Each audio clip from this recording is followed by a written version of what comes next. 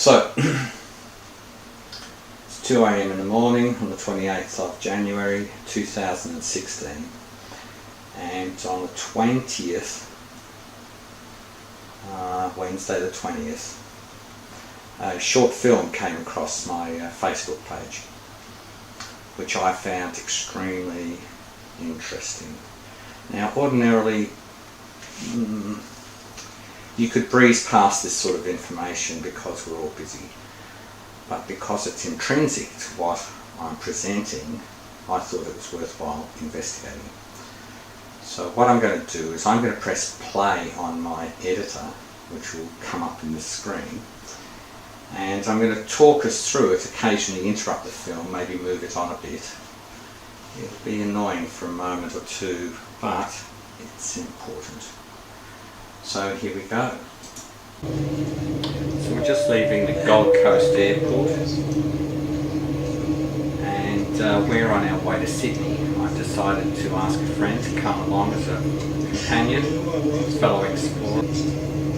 So here we are, we're looking into the hinterland, that's the Kugels.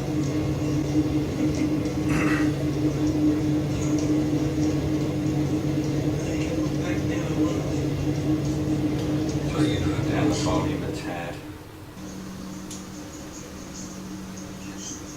And this was the mission.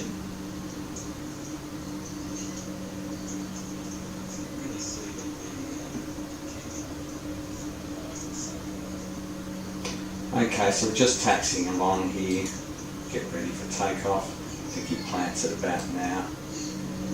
And what we're going to be able to see is the landmarks that I've been using for my measurements regarding the video and Google Earth. So this conquers two things at once. It presents where I've been making my measurements, as well as we're on an adventure and a day trip to Sydney.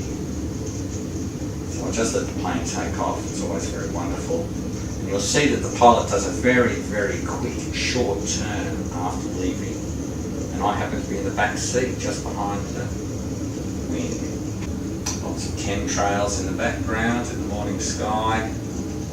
Yes, we're looking south, obviously into the west east.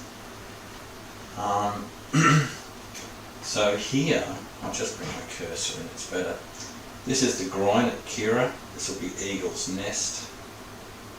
This will be Greenmount. And this will be Snapper Rocks. This will be Point, the lookout that I've been using on Flat Earth Lookout. Flat Earth Lookout, not Flat Earth Point. And in the background we have Cook Island and the Tweed River. And we have the high building there in Coolangatta and the Ballinga Beach. So as the plane swings around, I'll pause it from time to time. Sorry for the wobbly camera work, but I don't know what the pilot's about to do.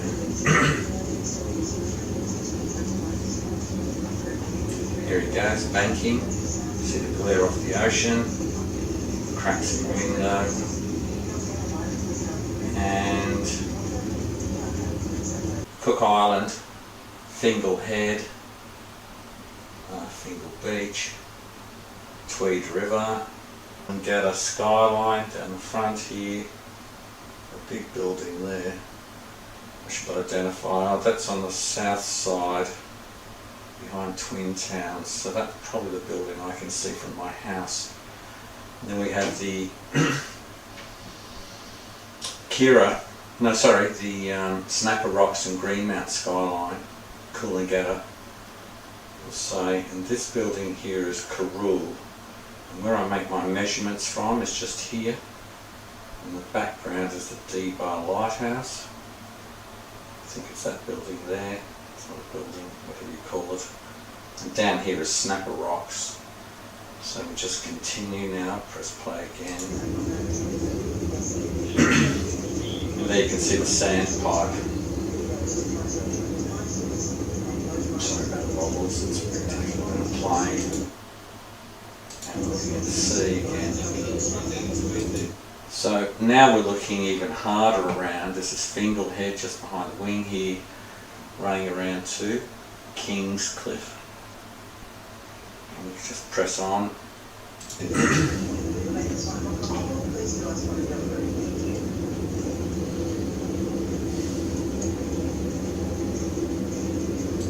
So you can see the estuary area of the Tweed River. And in the background, let's just have a look. This is actually Byron Bay. This shows you why you can't actually see very far, because of this arch in this bay. See? It's probably Ocean Shores, Golden Beach somewhere there. And then that's Kingscliff, Fingal, Tweed River, and the whole front of the coastline. So I make my 3 triangulated points from here, here, and here. So that's the eagle there probably. Anyway, we'll fly on.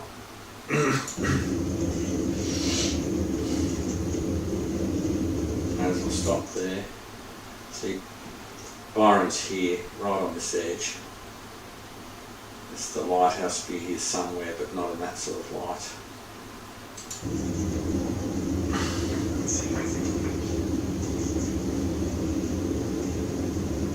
Freeway running through the area, now swinging around.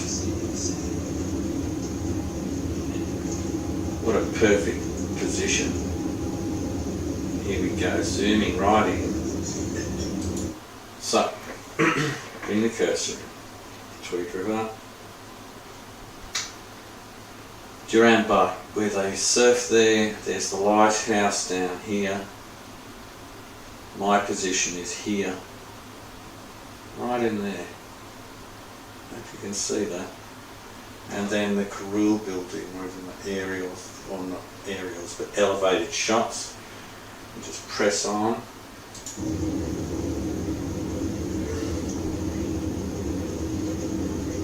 And now here on the far right, in the background, we've got Mount Warning and the whole caldera, which is this place here, the caldera. All the way around, massive it is. And my other position, I'd imagine is around here, on the south side of there. I figure that's Mount Carrul, although it could be here. It's a little bit difficult to tell from what I'm actually trying to do. Anyway, press on, the whole coastline, again, wonderful.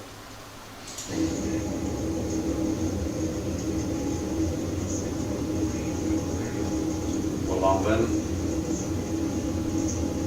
Cloudcatcher, Mount Warning.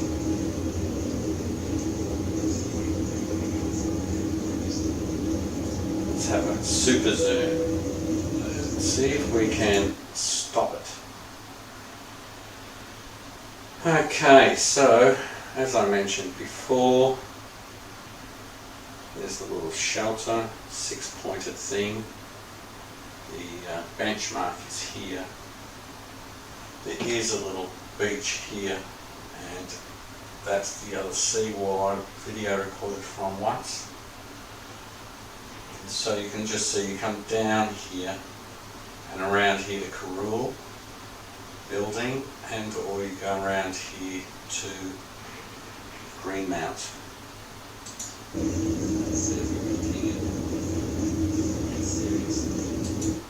See if I can get the frame. No, it's not going to be very easy. Yeah, that's about as close as we're going to get. So it's a bit out of focus, but right here, about 160 feet off the water. About 90 feet by Google Earth's mentality. Anyway, so here we go again.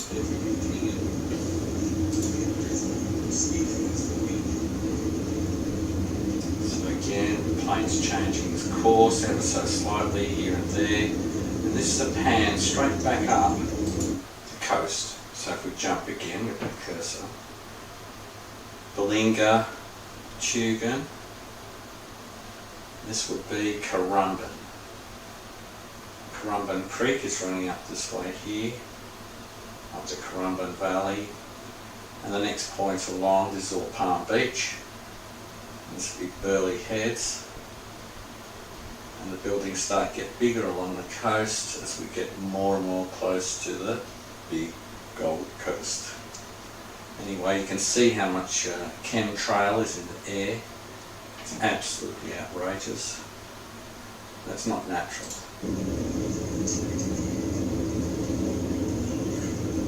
We actually see the coast there, so let's zoom in again.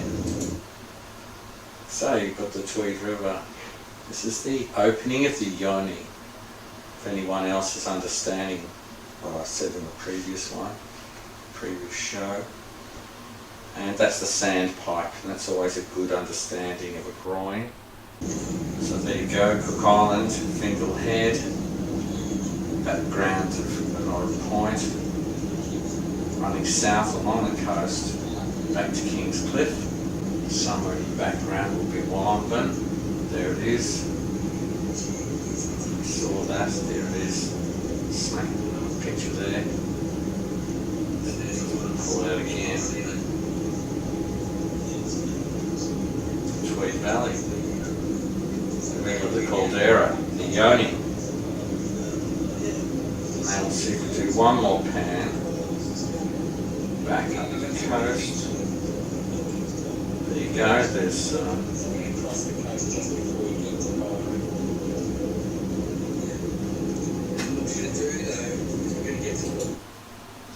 so almost looks like a reverse on from here.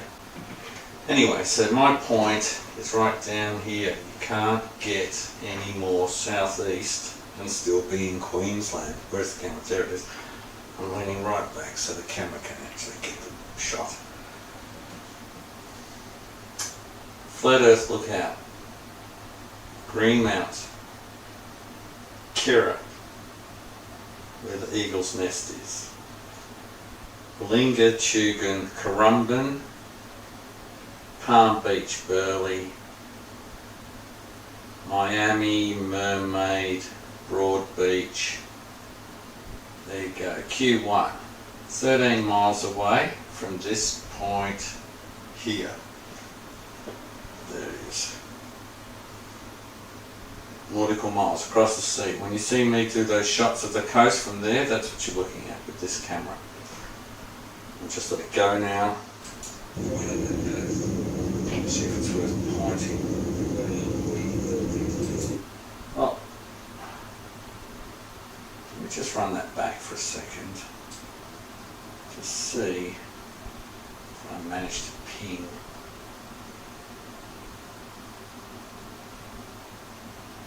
Is it there? That could be the Gold Coast Seaway there, actually. I'm not saying it is, but it's relatively close. Let me just run that shot back. Let me just see, frame by frame. So the Gold Coast ends, there's Narrow Neck. Boats have to get out somewhere. I reckon. There it is. So now this is South Stradbroke Island.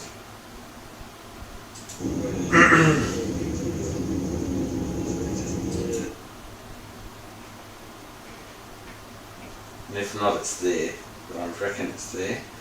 And then it's just blurred right out, obviously, because of smoke. There's no industry on the Gold Coast to speak of. So how to do that? What we really are trying to see is right up here. From the ground, that is, obviously.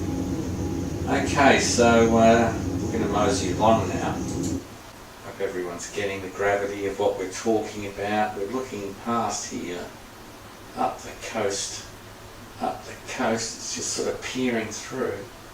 And I'm seeing what's behind there, up here. From here.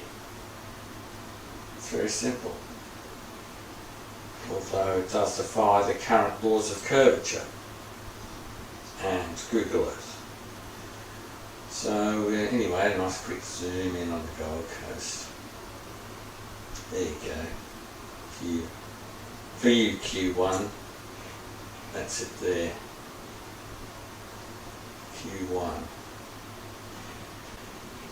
So there's surfers, and we're now looking up this coast, right up here, straight across the water. It's phenomenal. Okay, just have to have a little jerky ride as we go down the coast. Although I think that was the Caldera. There you go, I think that's it. In here somehow or another. It's a little bit difficult to identify Mount Warning in amongst that. Okay, so now we're just in the back of the plane, and obviously I've found myself a chemtrail. I told you these things are not normal. They're normal clouds, probably mixed with chemtrails. As I mentioned, this film came across my desk. I'm not going to copy it. I'm not interested. I don't make my own films. But this gentleman, he had a telephone camera and he was pointing at his feet, and he was explaining how in the right environment, artistic brilliance can take place. It somehow inspires human activity, and wonder becomes from. This gentleman then proceeded to step onto a piece of cut stone. Doesn't matter what sort of stone it was about 1.5 inches, say 35 to 40 mils thick. And here he was, he stepped onto this piece of stone, and he starts to explain that he's now stepping onto New South Wales and Queensland. Boom! I live on the border of there. He's walking on a map of Australia. Hold on. Tick, tick, tick, tick, tick. There's water all around it. Well, lo and behold, this gentleman starts to walk further. He already said it was an art piece. I don't know what clowns actually walk on art pieces, especially when there's a perimeter and a pond. It's like, hold on a second. Anyway, having said that, I don't want to criticise the gentleman because he showed me an absolute classic. He showed me a picture of the flat Earth centred, the azimuthal equidistant projection centred on the North Pole, which in my firm understanding is the Vedic flat Earth Bhumandala model of the world. And because I'm so much in tune with the whole subject matter, I realised, hold on, got to investigate. Now it turns out it was in Sydney, that's why we're flying there. And Raj, my dear friend, he wanted to see for his own self, obviously. I mean, this is, it's not in the public arena, although it is. It's like in a nowhere zone. I'm not going to exactly tell you where it is because we need thousands of millions of people there. They'll just shut the place. But needless to say, it's in a very intrinsic place in Darling Harbour. So, I'll just move the flight along a bit before we'll get to Sydney shortly. And I had to go and have a look. Now, we could worry extremely about expenses. We could worry about getting cheap fares.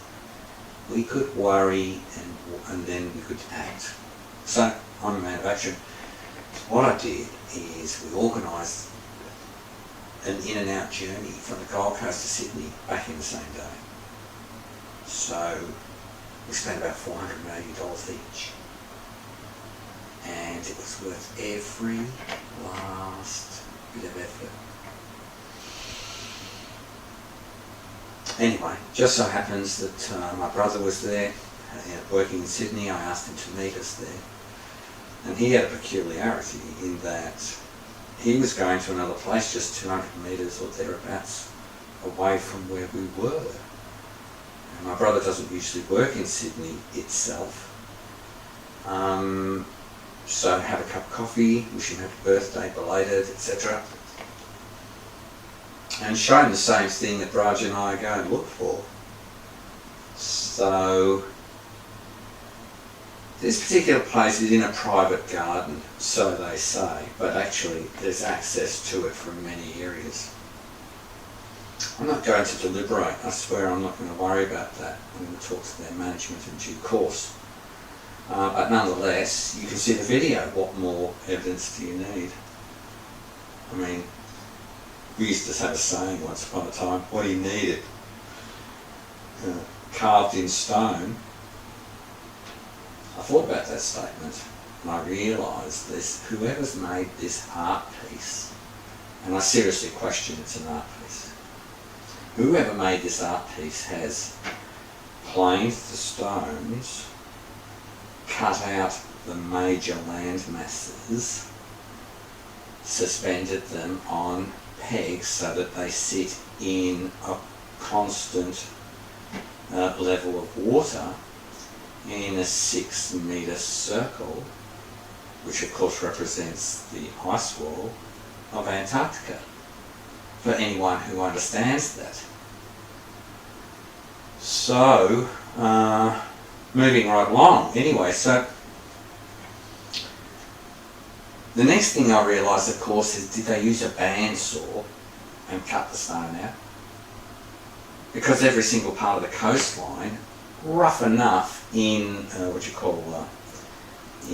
ratio, is cut into the stone, and they're placed in legs so they're balanced, and they're strong enough for a man to walk on. But you know, you never know when a piece of stone will just cut through its grain, lose the whole thing.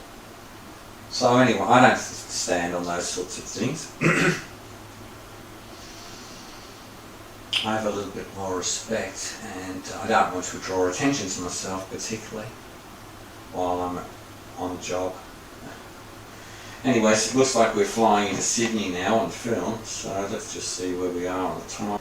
And of course, when we land, I noticed one of my favourite things. What I've been looking for in my other video. There you go. Okay.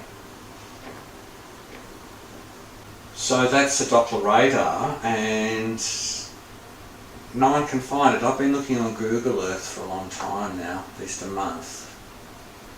Haven't found it. Found nearly everyone else in southern Queensland, but not that one. But this is the point. This is the area we need. Now at this point, I'll bring up the volume, and provided it doesn't get outrageous, I'll let it go with the film. Okay folks, so here we are. This is called Darling Park apparently. Oops. And obviously nice, pretty, round plants. But look what we've got here. Isn't this astonishing? So, for instance, I might do it a bit further than that. Got to get my position. You know, I've just seen it for myself. I need to just back up a tad, so I've got to look for that pot. I've got to get up a tad further. So sorry about the wonky camera, but I haven't edited this. And right smack in the middle, you will notice a plaque and a column, or an obelisk. It's triangular shaped, which is odd for an obelisk. And the obelisk is really, really tall with a globe on top. So here you've got a flat earth. You see, we'll just bring this. This is England, Ireland, Scandinavia, Russia. This is Europe, the Mediterranean Sea. My hand in the way and all that. Damn. And North Africa, etc. So, Greenland, might as well say, Iceland, Greenland, etc., North America, Great Lakes, Canada, over there in Alaska, doesn't share a pale bullshit. Anyway, there you go, the Garden Darling Park. The plaque ceremony commemorates the official opening of the garden at Darling Park on the 17th of September 1999. The garden was opened by Miss Diana Tolte, Managed Development and Property, Darling Harbour Authority. Such and such real estate, Lend Lease, Darling Park. Yeah. Well, that plate doesn't say who made this. Anyway, so we'll just move along really quickly because we haven't got all night. What we have. There you go, Australia, Indonesia, see Kalimantan here, Sulawesi, Papua New Guinea, Bali being here somewhere, I suppose, Sumatra. I think that'd be Thailand. Out here, I can't remember for the second. And now we've got the Bay of Bengal here, the east coast of India, Sri Lanka, India, Gujarat, around here to the Arabian Sea. So they say. I don't believe in any of these names, by the way. We'll get back to that in a minute. This is really just a report to say, well look, how come nobody knows about this? When I say nobody, obviously some people know there, they have the damn lunch there. Nice office workers. Looking in art piece.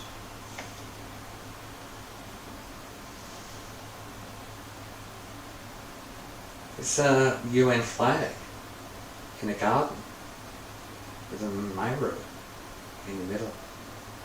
Oh, an artist's representation of a Meru, smack at the North Pole, centred at the pole star. Of course, that's how the sun is accessing around the circular plate Earth. Okay, let's move along. See the nice water, see the grid. Look, this gentleman has made this with such precision. There's a line that is both on the land and under the water, representing, is it 1 hour, 15 degrees. Every one would be 15 degrees. Now I'm not sure if I do swing around here. Let's see if we do. Because, oh no, of course we're going to focus on Australia. Ah, yes. So, this here in close-up, this is somewhat of an awkward shot, but this is New South Wales. It's supposed to be Tasmania, whoever knows what that is. And this is New South Wales, northern New South Wales. This is supposed to be, I suppose, Byron, and then there's this point here. And this point here. Maybe it's back here. It's a bit difficult to tell, but I think it isn't.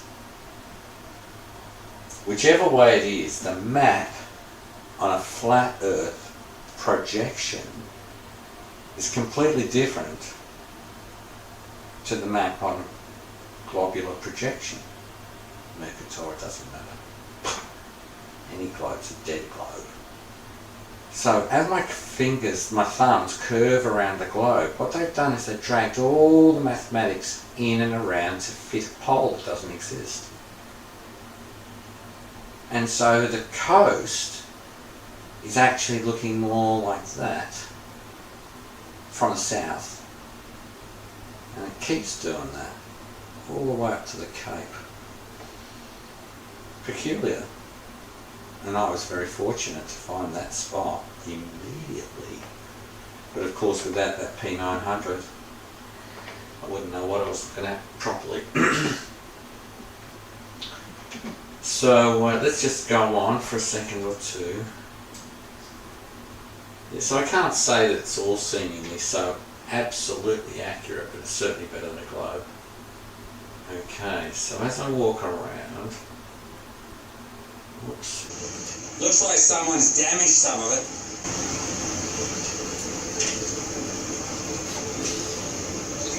Okay, Roger, my brother. There you go, looking at the continent side on. And guess what? The outside wall must be. It's probably not in the right position. It probably should be a further bit out.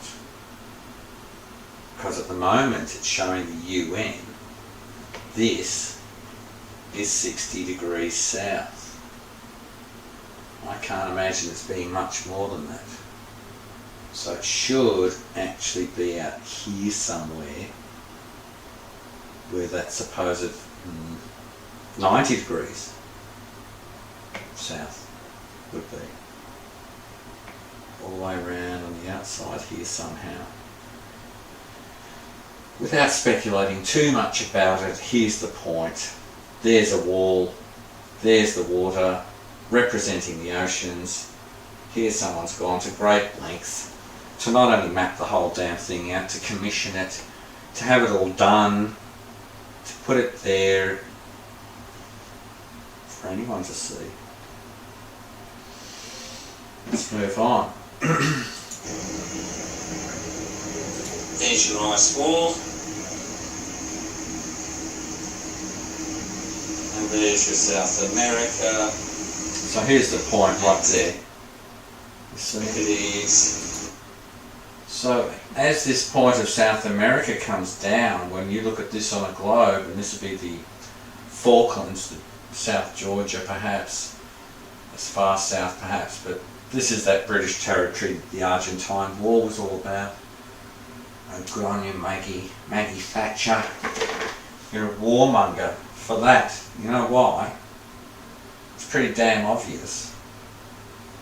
So they could have control over the South Ring. Not the Argentines, forgot about that. Okay, so just a little bit of a fountain here, keeps the motion and the ripples to make it look like ocean. But see this gap here? That's what tells you it's 60 degrees. That's what tells you there's part of this is missing. And certainly the ice wall is not that close to the tip of South America. Check for yourself.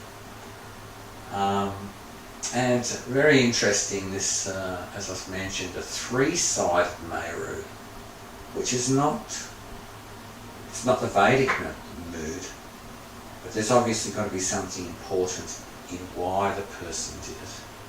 Well, you'd think so. Let's go on. Pointy. Now I'm explaining the points of Africa and South America as against... Then, of course, a Meru. Perhaps.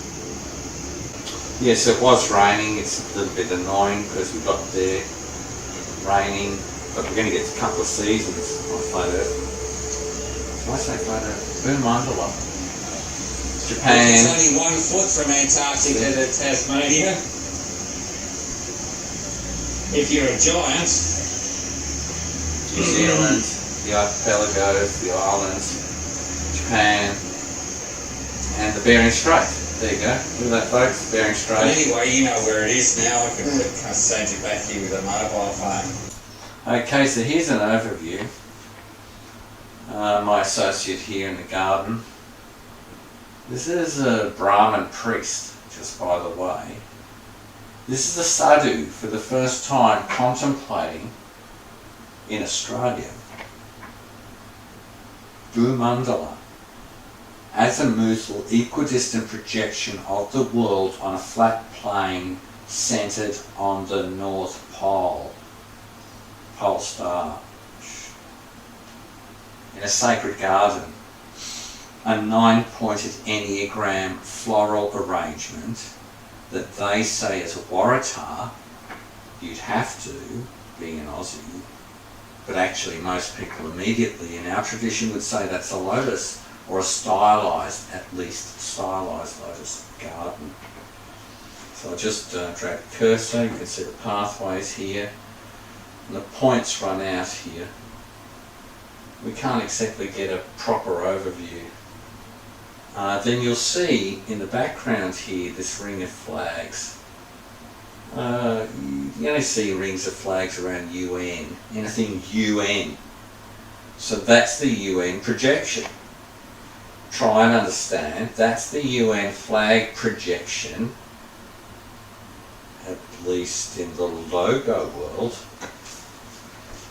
But I have a feeling that that's actually an initiation point for 33-degree Masons. Could be wrong. It's rather private though. So here we've got the bird, and the ball, and the Meru column, and a huge South Pacific Ocean, and a huge Mahabharata Sagar ocean. Here we go again. I'm just going to press on, and the other one is the Upland Sagara. So I have a feeling that some of these things are not quite right, but who am I to say? Now you can't see it properly here, but this is the interesting thing for me. So this line here, I would understand that to be running through Ujjain in India. And there's a meridian, this is it, where all of the observatories are on one line. I could show you on Google Earth. I might just do that now, just a second. Two lines almost running parallel. And that's where all the observatories are. See, observatory. We go up further, just more observatories. Dongla. Got to get out of there and use it this way.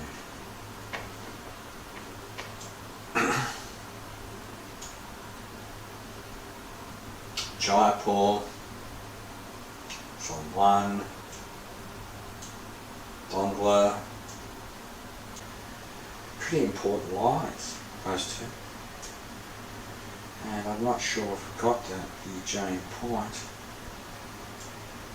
I'm sure I have Ujjain somewhere.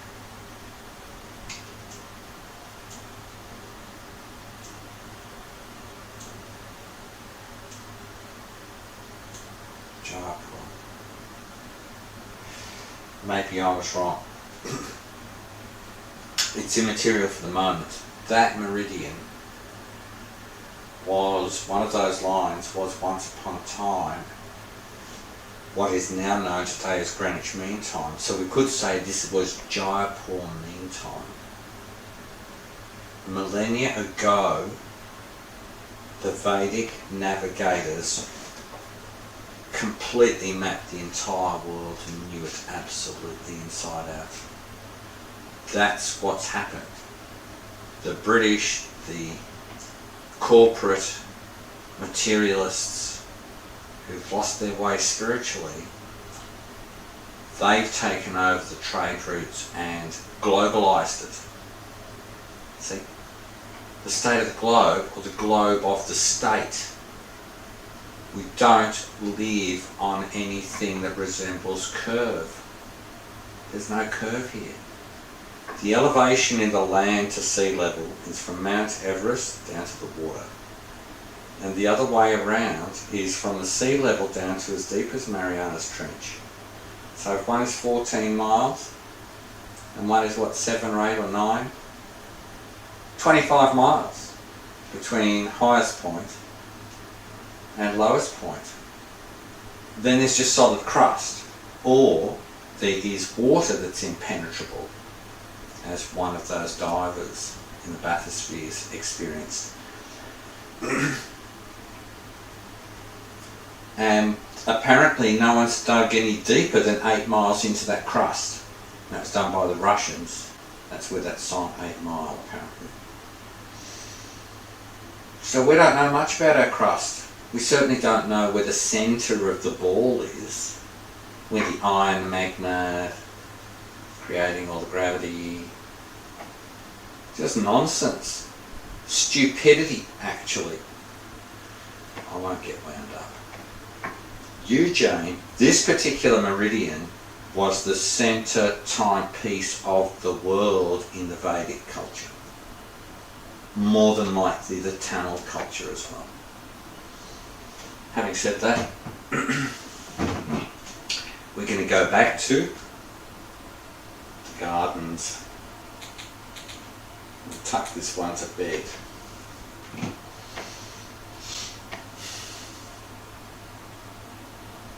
Okie doke, so I'll just grab another cursor, my mousey. Mousey, what a joke. Anyway, as I said, my brother had to go to, well, I might as well tell you, the aquarium. So I thought, well, we can talk longer if we walk him there. Might see how much the aquarium is. Well, $65 for a quick in and out wasn't worth it. I've already got some other pictures to verify that, but I may have to go to SeaWorld or something like that. It's somewhat immaterial.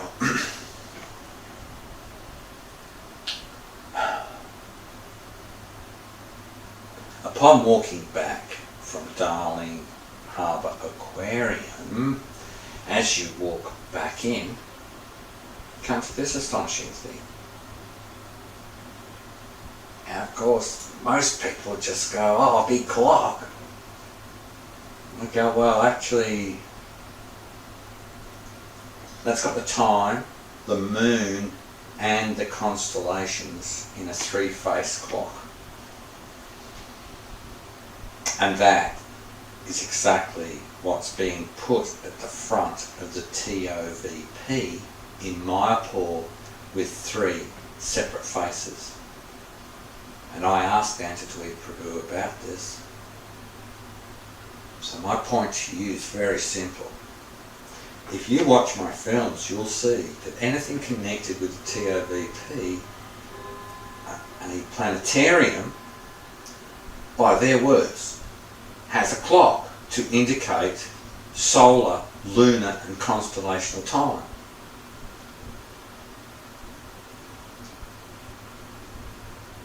One of the features I saw was your clock. When I say your, I mean the temple clock. Yes. That gateway clock looks fabulous to me. Would you like to tell us a little bit about that clock? Above the main entrance, there's 3 clocks.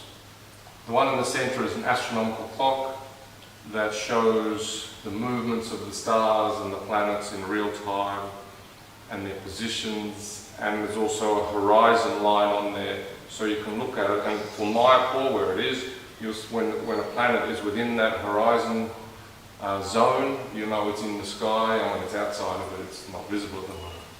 So it will show all the movements of the planets, the movement of the sun, the seasons and everything. On one side we have a regular clock that everyone's familiar with, and on the other side a moon phase clock that will have a large hemispherical moon in the centre to show the illumination of the phases of the moon from full moon to new moon and back again, plus a moon going around the outside showing which lunar day we are in. 1 month from full moon to full moon is divided into 30 phases for religious purposes, and it'll indicate that, which is important for devotees because on certain days, like the 11th day of the moon, we have fasting and so on. Get it? So now I'm walking back into where I've just come from, and I see the clock. So there's 2 things going on there.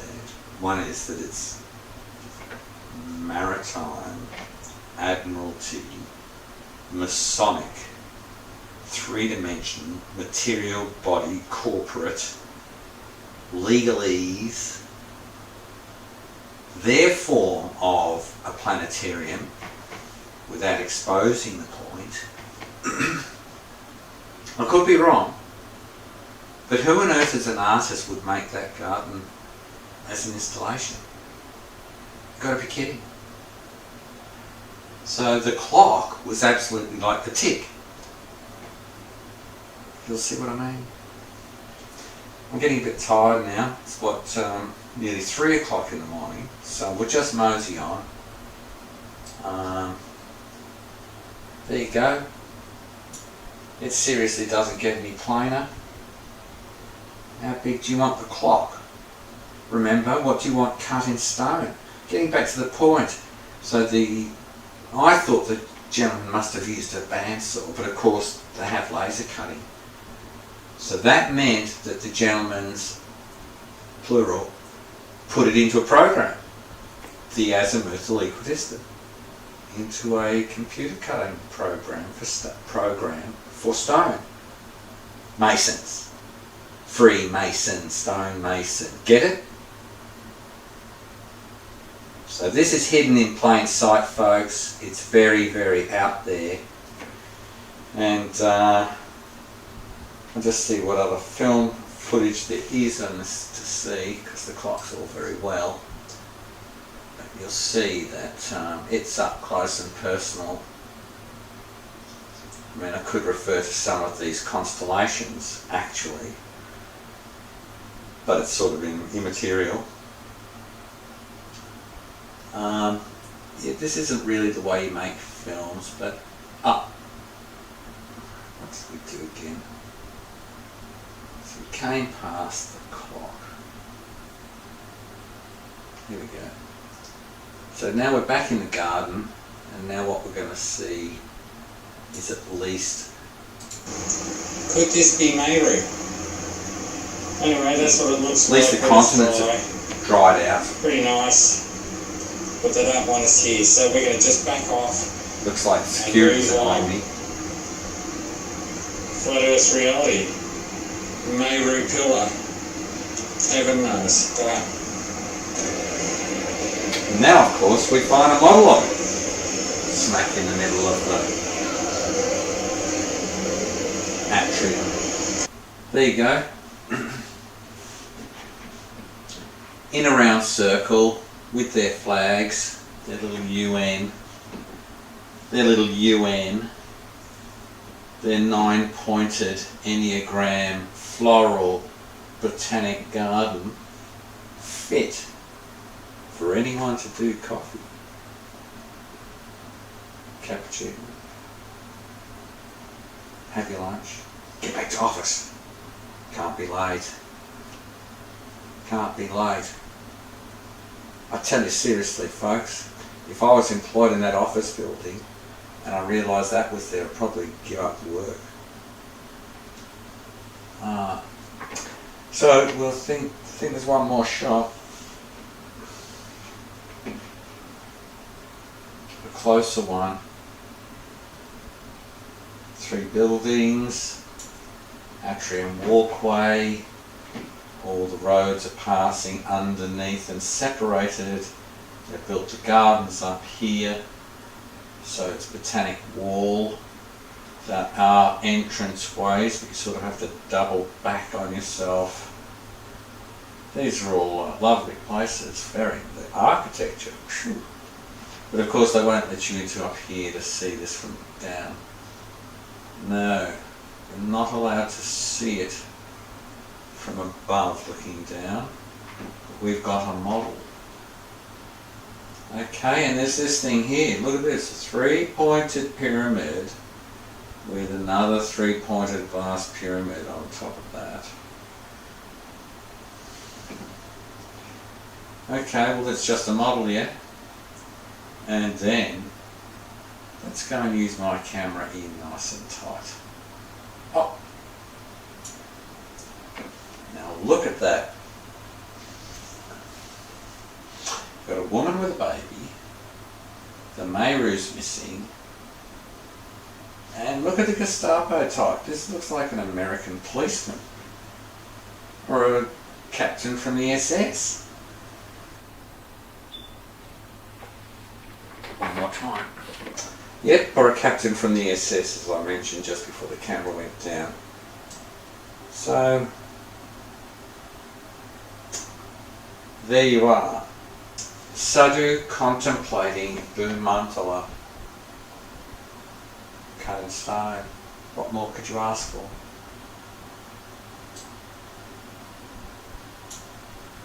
There it is, folks. That's an Australian Brahmin priest meditating on flat earth.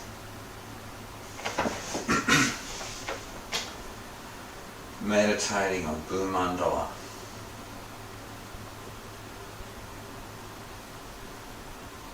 After being there, I realised that actually you could virtually install them as deities of the Earth planet. Instead of her female human form, instead of her cow form, you could actually worship her. You could actually do arti. Throw flowers, light ghee lamps, present incense.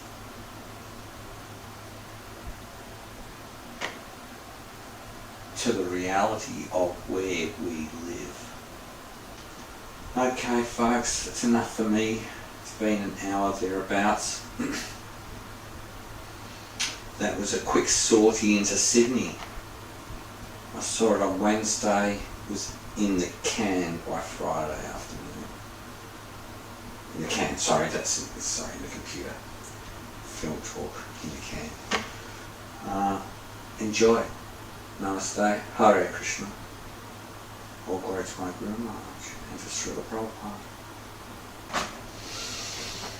Ordinarily, I wear my shirt, my Om Kavacha shirt. But I've got a shirt that I wear occasionally, and it's this one. So you should press pause, and you'll realise, firstly, there's no such place in Australia, Beaver Creek. Just check the wording, and then you realise my subheading. We just did a cunning stunt.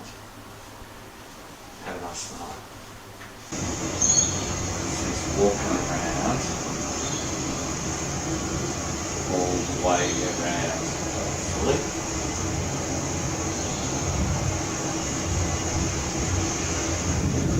It's called circumambulation of the deity.